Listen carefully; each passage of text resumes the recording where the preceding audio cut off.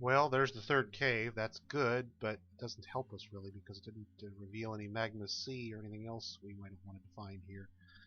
So we'll have to go down below that cave and dig over and try and find the magma sea.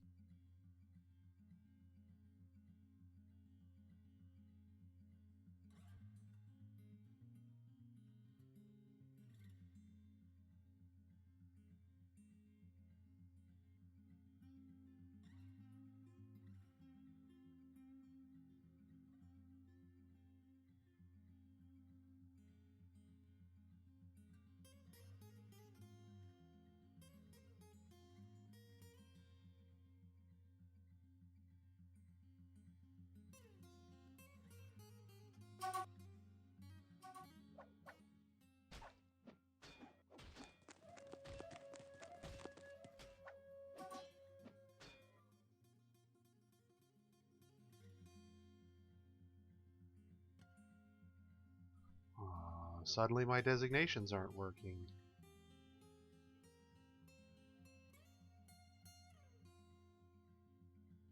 That would be why.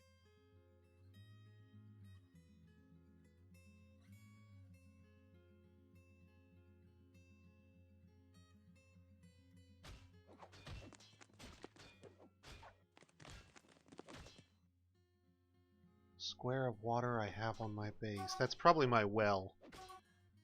Let's see. If you're looking at it, you go way up there because it's way up top. Hang on. If you're talking about this right here, that's my well. It's several levels deep. I don't have the wells actually dug yet, but they'll be in this room here once we've got the materials to build a well.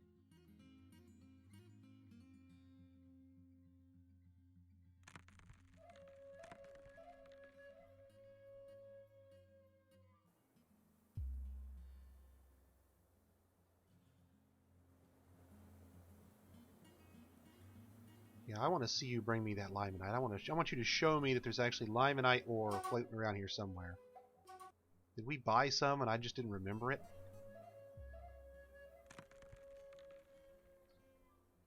So earlier on when I was digging that, I actually walked through the entire method. But the important part to know about is water pressure. If you know how water pressure works, you can build this little diagonal linkage here, which will reduce the water pressure and keep it from flooding. And so these little staircases will lead up in case somebody needs to get down there for whatever reason, or out of there for whatever reason. But this water will just flood down into the staircases at low pressure, and it won't flood up from this point. It's basically just dumping in from the river, so anytime somebody takes a drink out of the well, it's just going to refill itself as soon as it's not frozen over in the winter. There's no way we're going to run through that much water. That's more water than we will ever use in the lifetime of this fort, probably. 5 by 5 and 3 levels deep at 7 depth per square? Yeah. That's 75 units of water times 7 depth. Yeah, that's more than we're going to use for a while. 400 some units of water.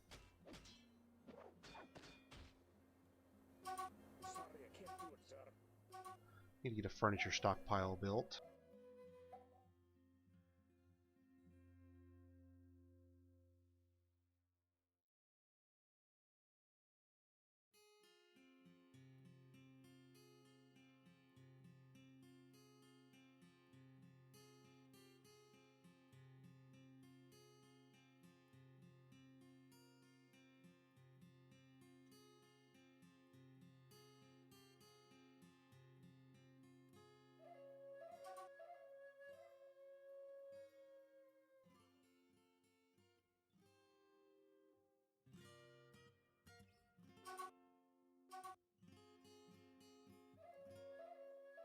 It's not so much that it's stops the pressure from above is close.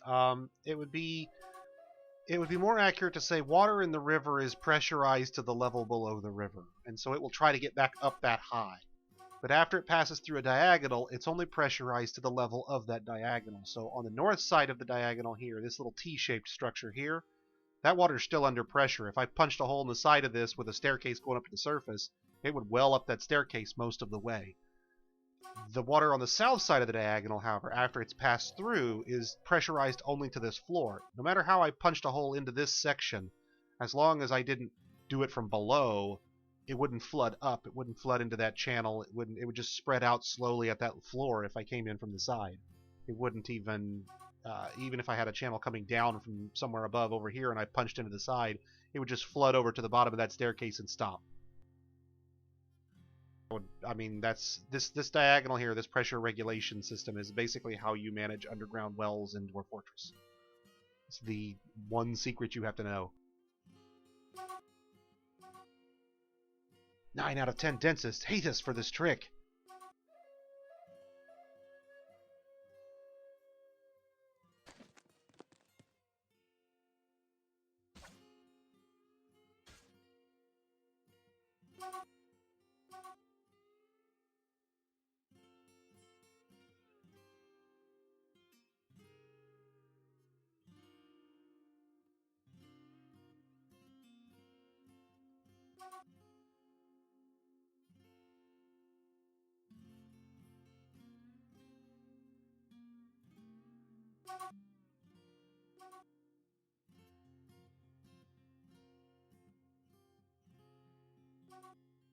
Wow.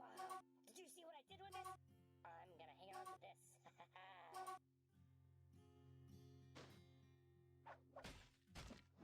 So now we've finally started to get some of our additional trees cut. We're starting to pull that wood in. That's fantastic. That means we'll get a stockpile built up underground again. That's what we need. You can see our main wood stockpile is slowly starting to creep back up. They're drawing from that stockpile, of course, to feed the wood burners as well, when we have people who are actually available for wood burning, which we don't. So we're probably running out of coal right now. Let's see, did we start failing for sand-bearing item? Did we stop oh, but we stopped collecting sand because we probably ran out of bags, didn't we?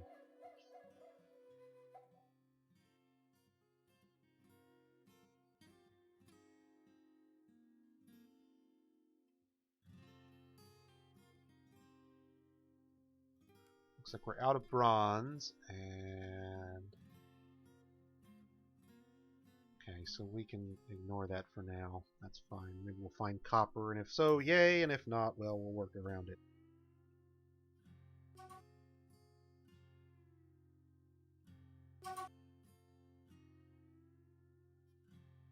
Still waiting on one of my smiths to come around and do that job that I queued for right now job.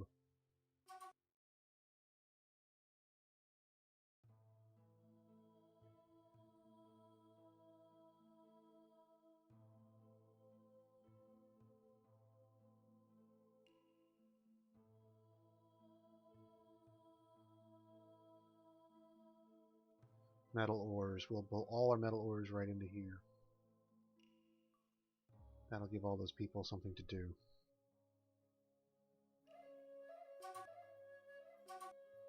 Need more dwarves.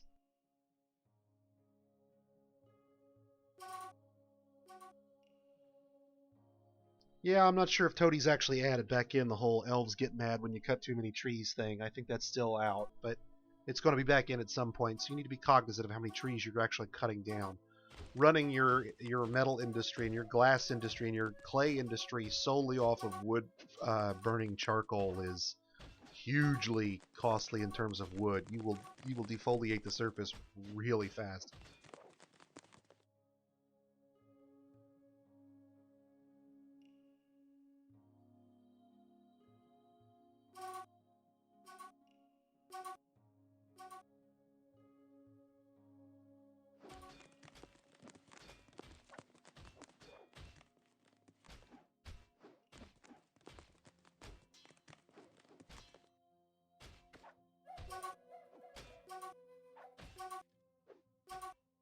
Military really isn't particularly difficult. You just need to know how to set up and kind of automate the training so that right now, for example, my dwarves are training. I'm not messing with them. They're sitting in the barracks on defense right now at the entrance to my fortress, just honing their skills. Every day the goblins don't invade, my guys get better. Every day the goblins don't invade, my guys get more armor, get more weapons. At this point, we're just waiting. So these are my military dwarves, the 10 who are doing all this clanking and banging that you're hearing. And you can see that none of them started with any hammer dwarf skill whatsoever. None. None at all. Zero. All of them are now at least adequate hammermen and have trained in multiple other skills as well that they didn't have when they first started. And they're all reasonably competent. I mean, they're average for the dwarven world, if you will. They're not proficient. They would be late boot camp recruits, maybe, I guess. A 2 or a 3 is better than nothing at all, but it's by far not a hugely skilled dwarf. You need to realize that I believe it's at 16, a dwarf basically becomes a paragon of whatever skill that they've achieved. So 16 is basically legendary, across the world, if you will, all the way up to 20. 15, excuse me, all the way up to 20. So these guys are actually like a fifth of the way up to, will smash your head in from across the room while blindfolded and while using their toes to fling the hammer, But they're competent. I could put them up right now at a defense at the front lines, and I could expect them to hold their own. If they were vastly outnumbered, I'd probably seal the gates because they're just not going to be able to hold off an entire, 3 times their number or 4 times their number with their skill and meager equipment. It's really just about understanding that, numbers really matter. Numbers matter a lot in Dwarf Fortress. If they have, 100 goblins and you have 20 dwarves on defense, your guys better be not just armed and armored well in excess of the attackers, but trained well in excess of the attackers as well, or you're going to get mauled.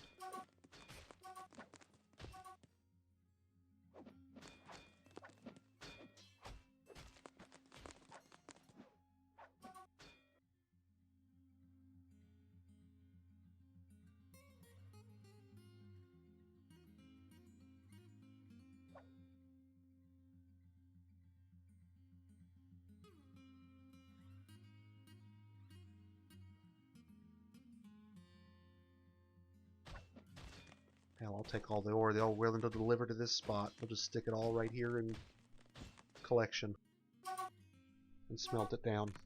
Now, unfortunately, I don't have access to magma yet. That's kind of what I'm working on while I'm waiting on my dwarves to dig here. I should have found the magma sea about 5 times over at this point, I would think, but not yet, apparently. My miners are apparently busy somewhere else. I need to get them on job here.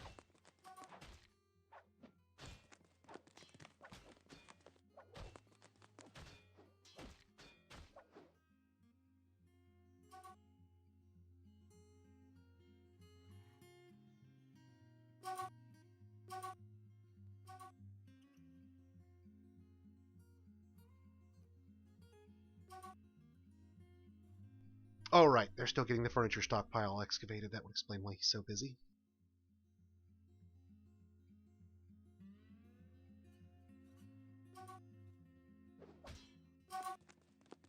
Oh, I fully concur. Keep in mind, the style of play I'm demonstrating is fairly conservative. If you're looking for excitement and to ride the bleeding edge of what your dwarves are capable of, this is not it. My intent here is, if something shows its face and I don't really think we can probably handle it, we'll just wall it up and wait for it to go away. It's not going to be necessarily the most exciting, but my intent is to actually hopefully get a siege into that kill box so we can see how that's going to work.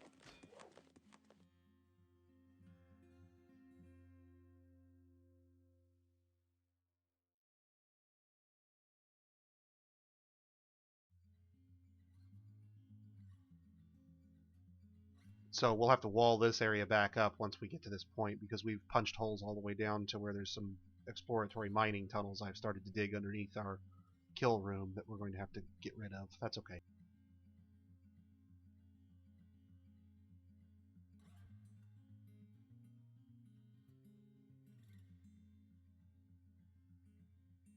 So I'm hoping that won't punch a hole through the cavern ceiling, and if it doesn't, then we'll be able to basically dig a giant pit down that far, and it's, I don't know, 10 levels to the bottom if they slip off the ledge.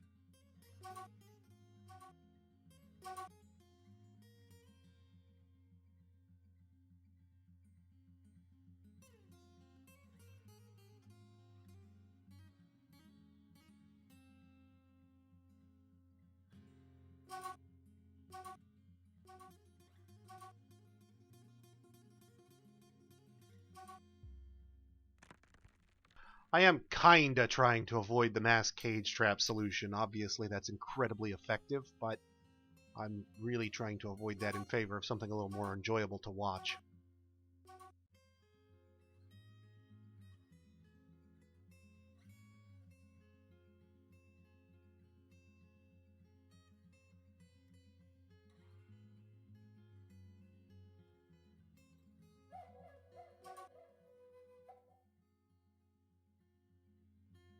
And now, because I'm not sure if this version has the bug that I was talking about earlier, I'm going to save the game here briefly, and we're going to back it up real fast before I go any further. I'm getting ready to build trap components into weapon traps, and I'm not sure if 4303 has that bug or if it's just 4305, where it will crash your game if you build trap components into a weapon trap.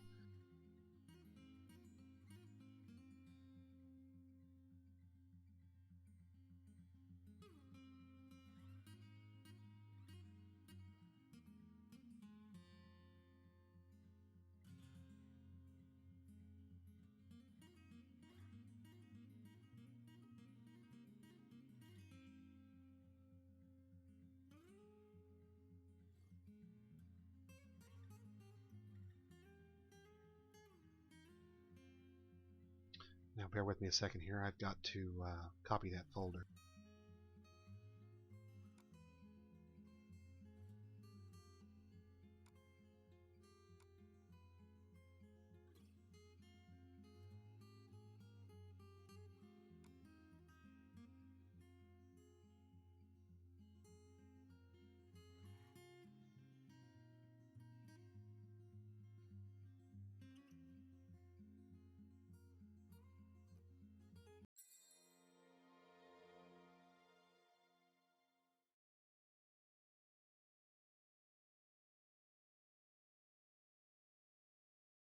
Now, even if it corrupts our save for whatever reason, we'll be able to get back to that save point right before I started building the traps.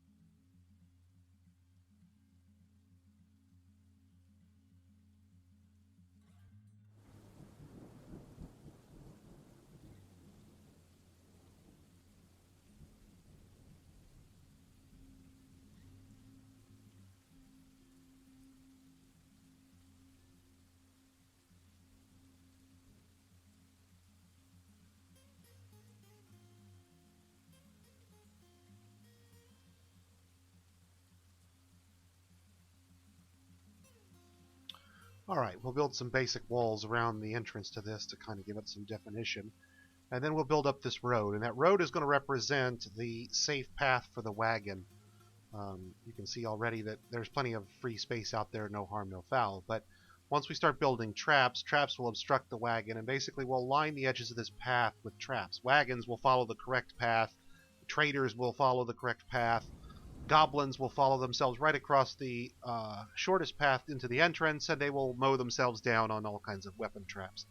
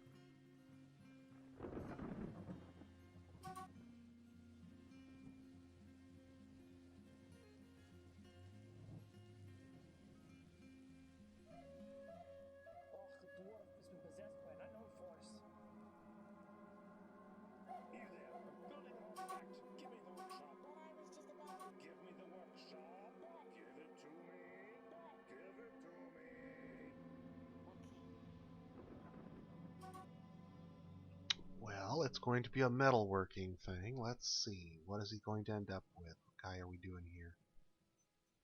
Ooh, but we did armor.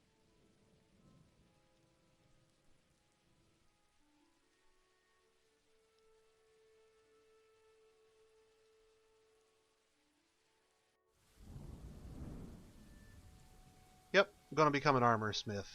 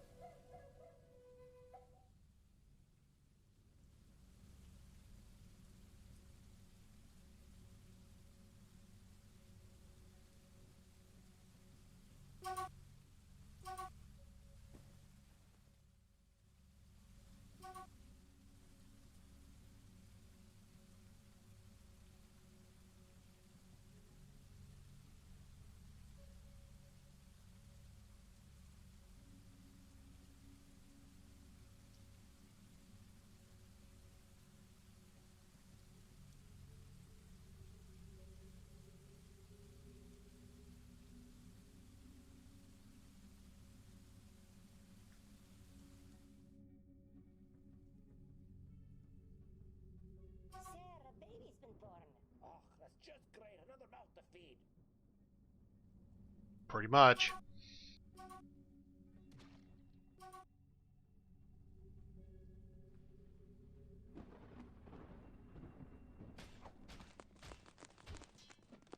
At last, I finished the artifact.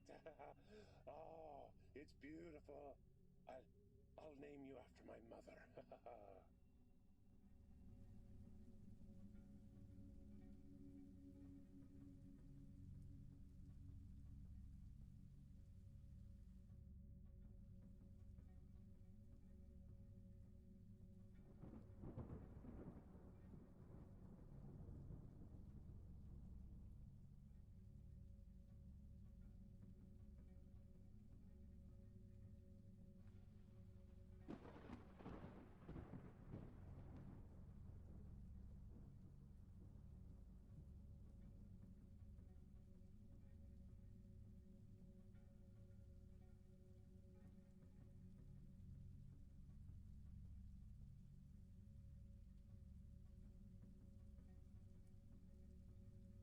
Let's see if we can find some damn magma.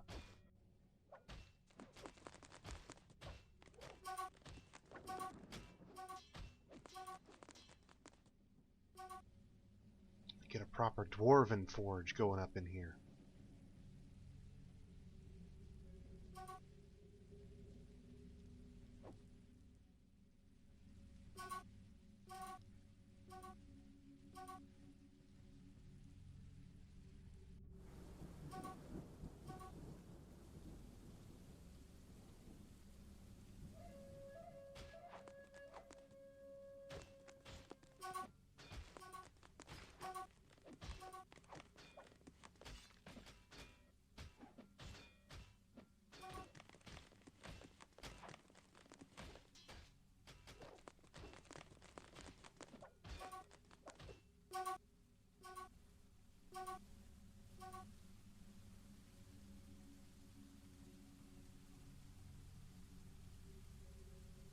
Aha! Warm stone.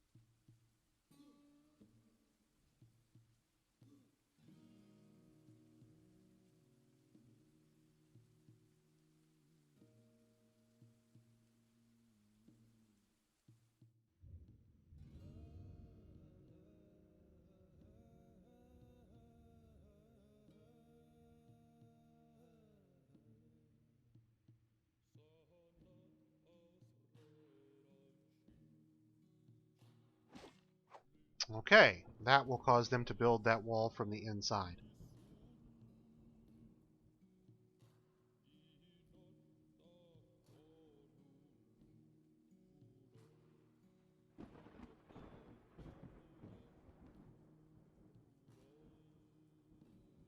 And we have to remember to leave space to build the corners before we build the last wall pieces.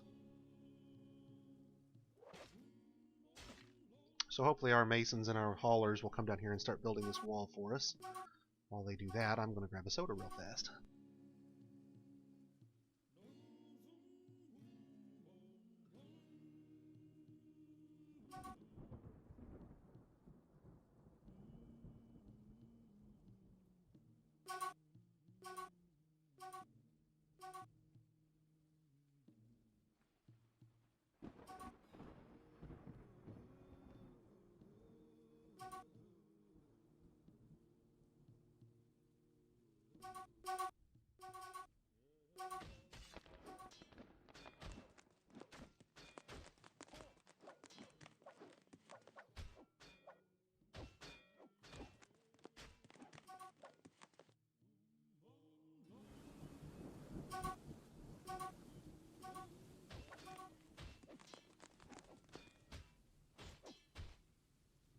Not yet, apparently. Okay, let's see what our masons are doing.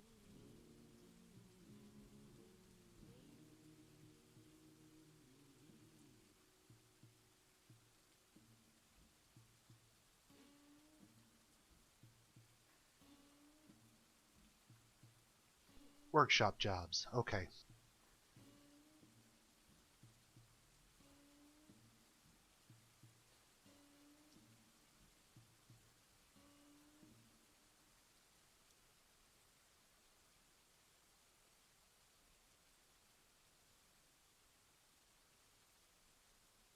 I would love to know why that construction that we put up there got dug after we, had told it to be smoothed out and made into a foundation which should have overwritten the dig. Incredible. Absolutely incredible.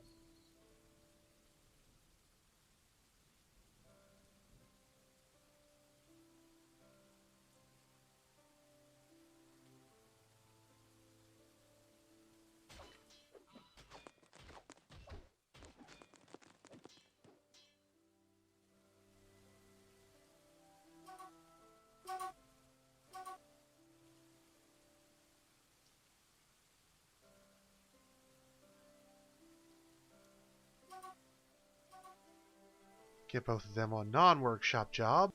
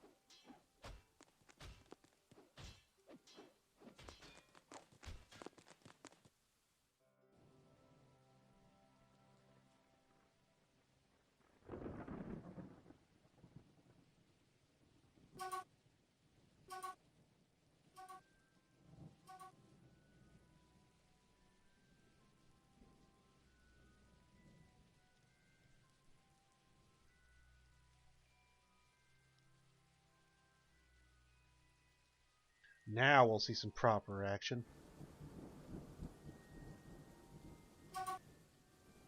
Okay, so how do you contain were creatures is the question in chat. Step 1. Don't fight them hand to hand if you can avoid it. Missile weapons are your friend. Shoot them with crossbows until they die of it. Then shoot them some more for good measure, because why not? The crossbow bolts blot out the sun policy is always best when dealing with infectious creatures of any sort. That includes werebeasts and anything that's going to kill you when it bleeds on you or breathes on you. Once you've engaged them in melee, however, some of your folks may get bitten and scratched. You need to go through the combat reports and make a note of every single person who takes a bite or scratch from one of those guys. Every single one.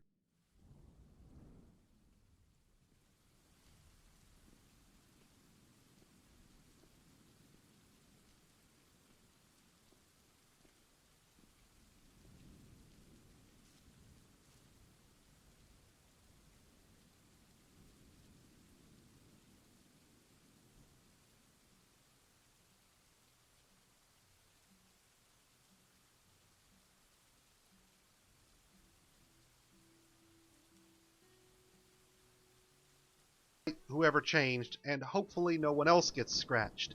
If in that combat anyone was scratched, leave them in the room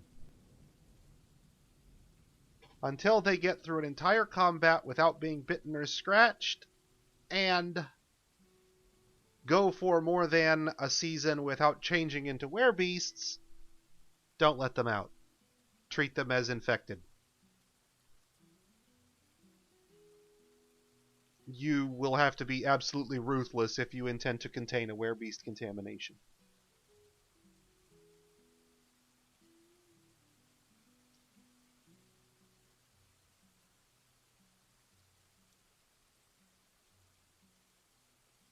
It's not Ebola. It's not HIV. It's not any communicable disease with an equivalent on Earth. the victims are not just communicable, they are actively seeking to infect others.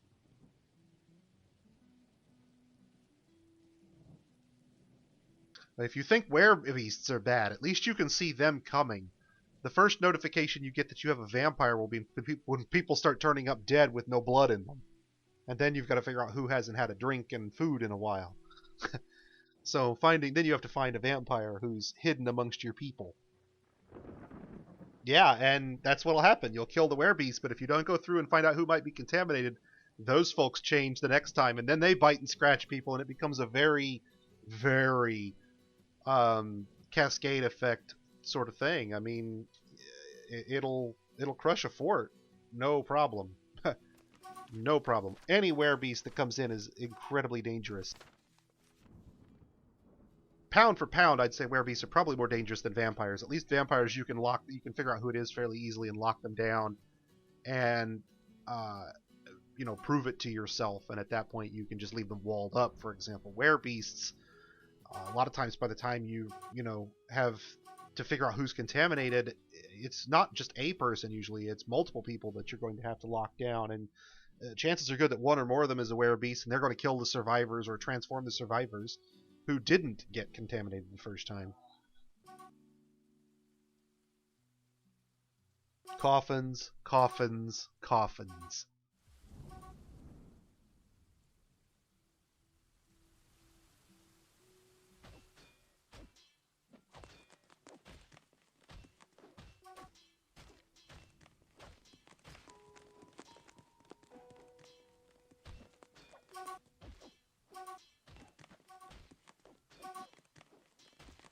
Let's see how we're doing on crossbows.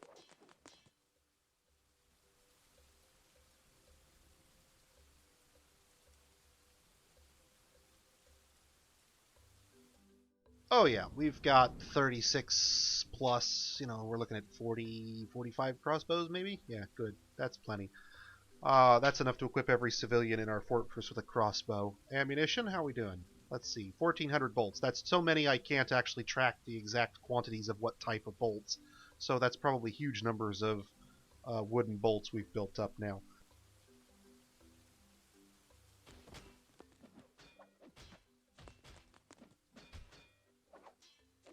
So remember those hunters? Well, let's form them up as an auxiliary squad. Let's get a crossbow training range up and get them equipped.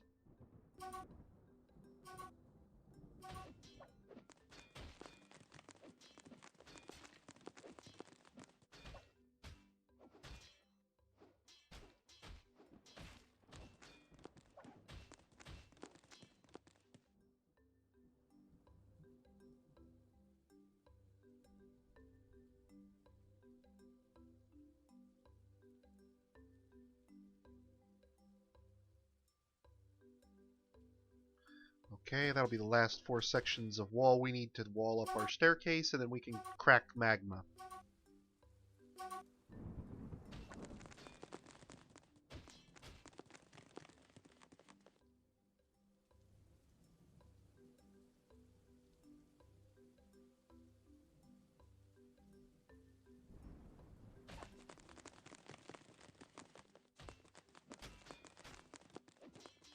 Okay, so necromancers. You really want to know how to handle necromancer?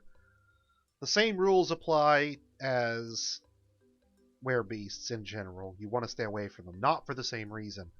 The problem with necromancers is they've got usually a horde of zombies with them, and knocking a zombie down or cutting off a limb doesn't necessarily finish the zombie, and moreover can multiply the problems faced by your military guys.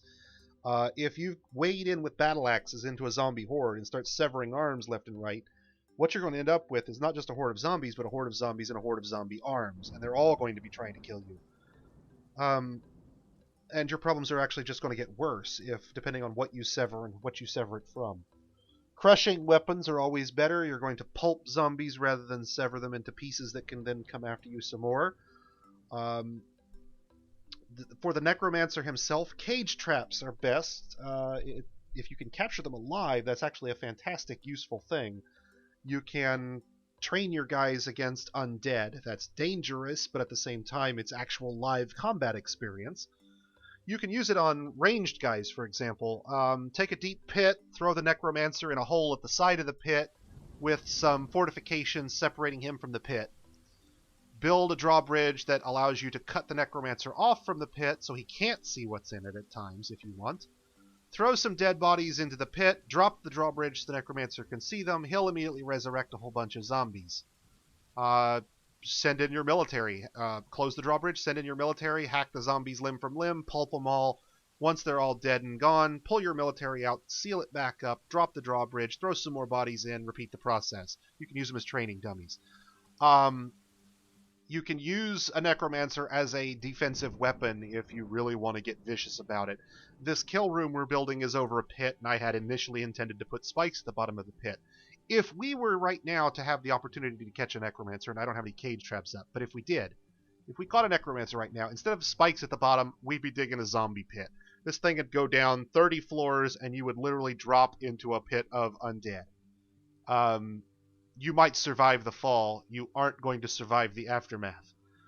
We just put the Necromancer in the wall, leave him there. We don't even care. If you fall in the hole, we're not even going to come collect your stuff. We don't care. Magma is not a good idea. Zombies apparently will burn down to nothing and not melt in some cases, and so you can set them on fire and end up with flaming zombies, which doesn't help you. Crushing, atom smashing. If your Necromancer is not a demon of some sort, if he's reasonably sized, get him under a drawbridge, crush him flat. Done. Finished. End of story. Also works on his zombies unless they're also large. So anybody with, regular elf and human and dwarf zombies, lure them in, crush them flat, call it a day. You can fight them if you outnumber them militarily and your guys are reasonably skilled. Keep in mind the undead are not things that people like to fight. There at least should be, if there isn't already. I'm sure there was. I don't know if Toady changed it when he changed all the moods. There's a penalty for your mood if you've been accosted by the undead. Triply or doubly so if it's somebody you knew, for example. So once your guys start falling in battle and their friends start rising from the grave, you're going to have bigger problems. Hammers, drawbridges, cage traps are best. Blunt trauma is always better than edged trauma with the undead. The same rules are going to apply to husks, with the exception that husks don't reanimate their parts. They are freakishly strong and they are potentially infectious, so you want to make sure that you just crush them out of existence and call it a day. At that point is the ideal solution because they don't infect anything and they can't contaminate anybody by touching them. Now there's a downside, okay? You have to make sure the pit is incredibly deep, like deep enough that the fall alone will normally kill whatever falls in. But if it happens to land on a zombie, and he hasn't changed it, the zombie at the bottom will basically just cushion the fall, and they'll survive. They might be a little injured, but they'll actually have a much better chance of survival. At that point, the zombies will tear them limb from limb, and the Necromancer will raise the remaining corpse. There's no real limit to it. You can take and make a corpse stockpile at the bottom, throw all your enemies that all the bits and pieces from your enemies that you sever in your weapon traps, just toss them in the pit, and let the Necromancer raise them. Call it a day. Put a garbage zone adjacent to it. Throw your refuse in. The hair and the bones and the skeleton skulls and all that. Yeah, the Necromancer will have fun with all that stuff. And since they're objects, they'll survive the impact, I believe. But make it deep, because if it's not deep, you'll scare all your civilians and they won't be able to cross the bridge. You don't want that. You want your guys to be able to get in and out safely. Or at least reliably.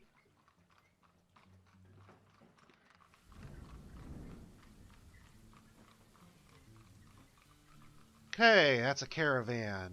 Give me a second here, guys. I gotta take care of some necessities.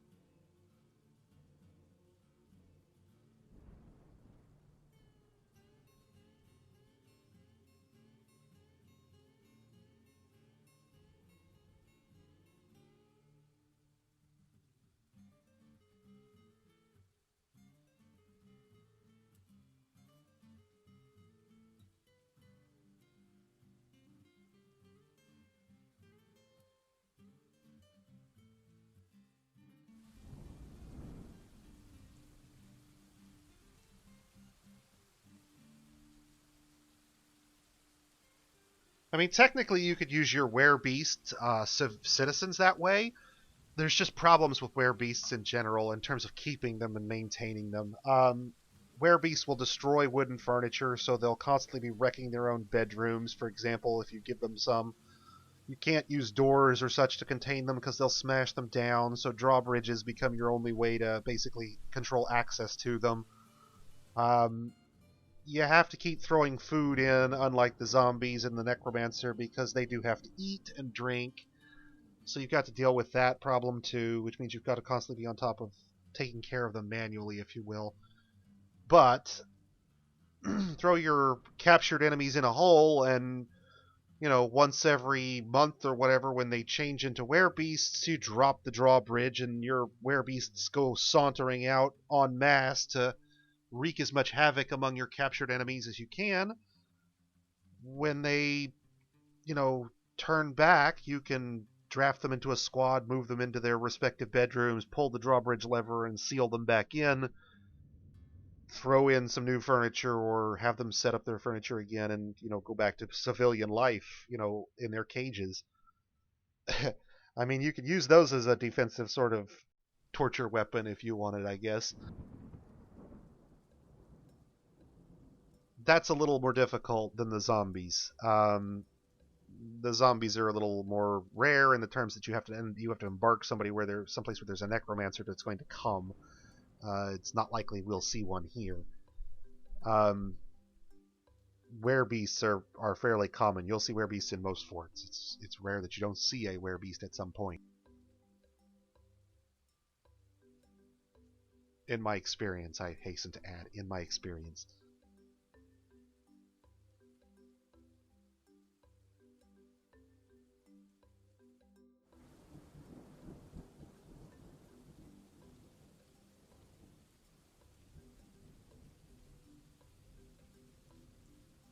Now I have to unforbid that bolt, because if I don't, that spent bolt will keep us from building this last chunk of road. So now we've got our road kind of laid out. You can really see where it's going to actually appear now. So let's go ahead and get some glass traps up if we can. We did save our game, right? Haha. I've gone a little since then, didn't I?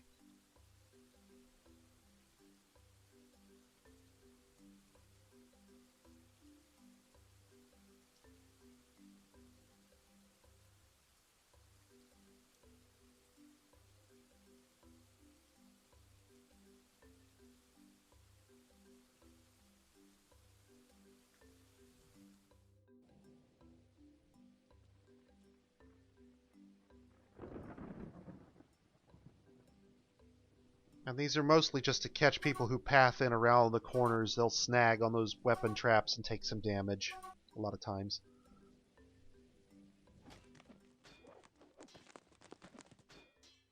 You can. I mean, it's possible to go back and do it. If you want to do it legitimately, you're going to have to literally go back into your combat reports, open up each individual one where anybody was ever fighting a werebeast. So open up the werebeast combat report and write down every name that they bite or scratch, where it actually hits, and does something more than bounce off the armor, okay? If they've just, if it attempts to scratch and it doesn't actually penetrate the armor, don't worry about it. It's not bruises you need to be worried about. It's actual bites. Something that breaks the skin. Write down every single name, mark them all as suspect, give them all the suspect nickname, draft them all, move them all into their cage, and hope for the best. They're probably going to have a very bad time. Get ready to put some people in coffins and wall them up. Remember, werebeasts will destroy furniture and such, so if you throw in coffins thinking, oh, well, you'll bury the people, you're going to end up with werebeasts and ghosts, because the werebeasts are going to transform, smash the coffins, and then you're going to have defiled graves, and that means ghosts and unhappiness all around. So if you do throw in coffins, throw in some stone or something so that you can dig a hole in the wall, throw the coffin in there, bury whoever died, and wall them up so that the werebeasts can't get to them.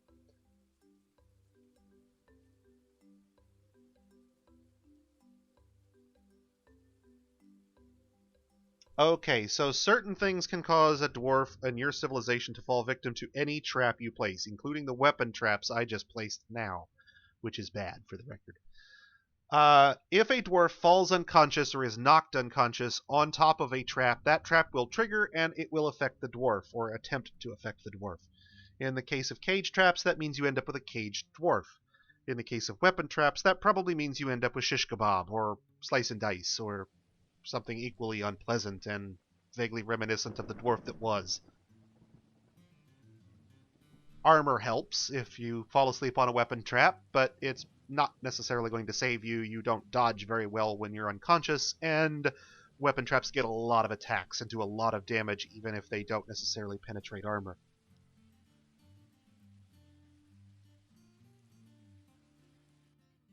The impact surface on them is much larger in general than standard weapons, and so they will tend to do more damage on impacts.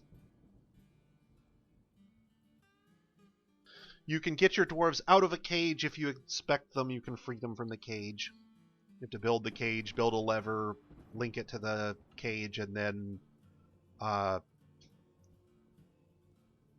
open it, I think. Or you can build the cage and then unassign the dwarf from the cage, I think. One of the two, or both.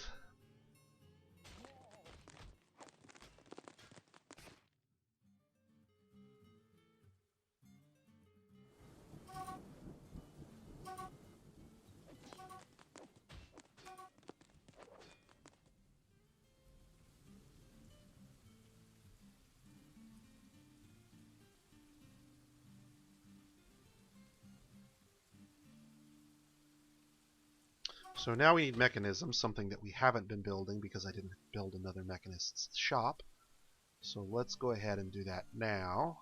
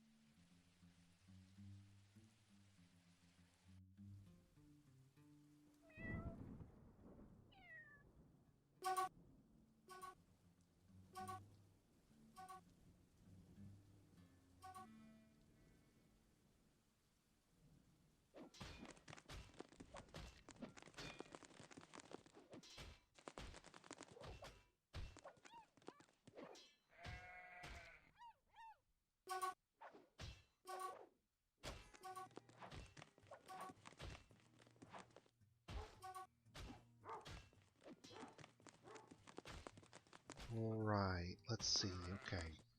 Let's build us some mechanisms so we can make some more traps.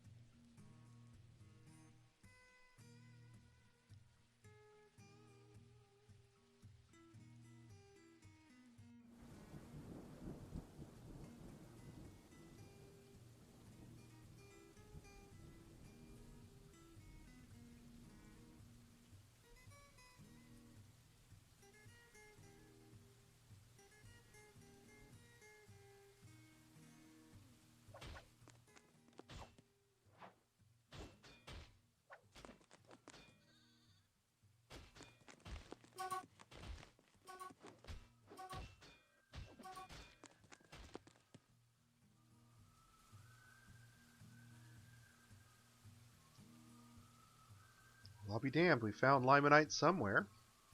Huh.